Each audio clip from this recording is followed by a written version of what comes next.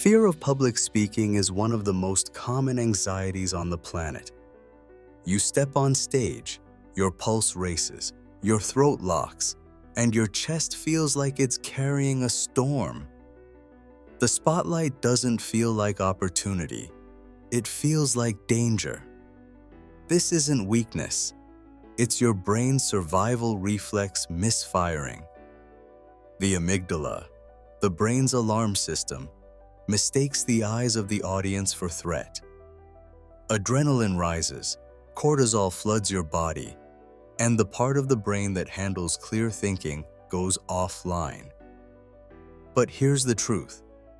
Because this fear is learned, it can be unlearned.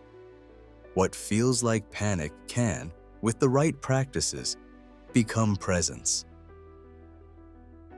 Before we step into the tools, it's important to see the traps that keep the fear alive. Avoidance convinces your brain that silence equals safety. Chasing perfection sets an impossible standard that fuels self-criticism. Relying on alcohol tricks the body into calm while making the nervous system more fragile afterward. And shifting your focus from message to judgment transforms the audience into a wall of threat. These habits feel protective, but they strengthen fear of public speaking. Once you notice them, you can begin to step out. And that opens the door to practices that gently teach your body a new story. The first step is to calm the voice itself. When fear rises, the voice trembles and tightens. A low, steady hum can change that. Place one hand on your chest, one on your belly. Inhale softly through your nose and hum a deep until vibration spreads through your chest. Then add a gentle glide into ah, and finally speak a clear line. My voice is steady and clear. This anchors breath, loosens throat tension, and steadies tone. Over time, your nervous system learns to connect speaking with stability instead of panic. And once the body steadies, the mind must follow. Because even with a calmer voice, fear of public speaking can roar in your thoughts. Predictions like, "They'll laugh at me," or "I'll forget everything," sound real, but are only protective alarms. Cognitive reappraisal is the practice of catching those alarms and giving them a new script. Notice the thought, label it as a protective signal, then replace it with purpose. I'm here to share something useful. Pair that with a steady exhale. This shift reframes the stage from threat to service. But thought alone isn't enough. The nervous system only trusts what it experiences. That leads us to the next practice. The body learns through exposure. Virtual reality is one of the safest ways to practice being seen. Start small, a few virtual listeners, a short talk. Then expand.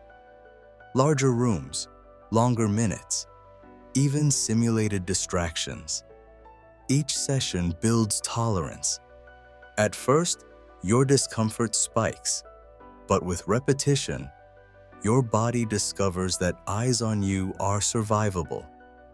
Fear of public speaking softens, and confidence grows from direct experience.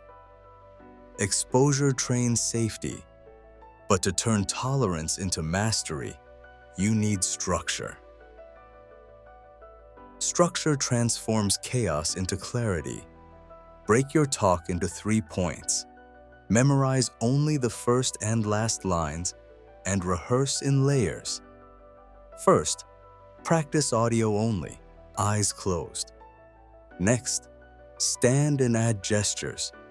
Then, introduce mild stressors like a timer or light background noise. Finally, share with 1 or 2 trusted people. Each layer makes your nervous system more familiar with the rhythm of your own voice. Familiarity builds calm. And once structure is in place, the final barrier is physical tension that hides in your face and muscles. Jaw tightness, stiff lips, and tense tongue can sabotage even the best rehearsal. Warm-ups free the body before you speak. Massage your jawline with small circles. Stretch the tongue side to side. Glide through vowel sounds like ooh and ah. Finish with light lip trills or sirens from low to high pitch. These movements unlock expression, improve articulation, and steady tone. A few minutes of preparation transform tension into flow. And yet, even with all these tools, fear can still strike in the heat of the moment. That's why you need a reset. When stage fright peaks, logic doesn't calm you. You need a sequence. First, ground the body. Press both feet into the floor, hold a stable object, and breathe slowly. Second, recalibrate the voice. Hum softly, then whisper, "My voice belongs here." Third, redirect the mind. Picture one supportive face in the crowd and remind yourself you are communicating, not performing. In less than a minute, this reset can shift your body from panic to presence. And this shift is exactly what Melissa discovered. Melissa was a teacher who dreaded public speaking. Her voice shook, her hands trembled, and she often turned to wine before presentations. Nothing worked, until she decided not to fight fear, but to work with it. She began humming before class, loosening her jaw, rehearsing only a few key slides. At first, nothing changed, but with repetition, her body began to trust her. Months later, in front of 50 colleagues, the wave of fear hit her chest as always. This time, she smiled and thought, "It's just energy." The tremor became rhythm, and her message carried forward with clarity. Fear of public speaking never disappears entirely, but it doesn't have to. What once drowned your words can become the rhythm that carries them. Fear is not an enemy to be destroyed. It is energy to be guided. With patience, your body learns to stay steady in the presence of eyes upon you.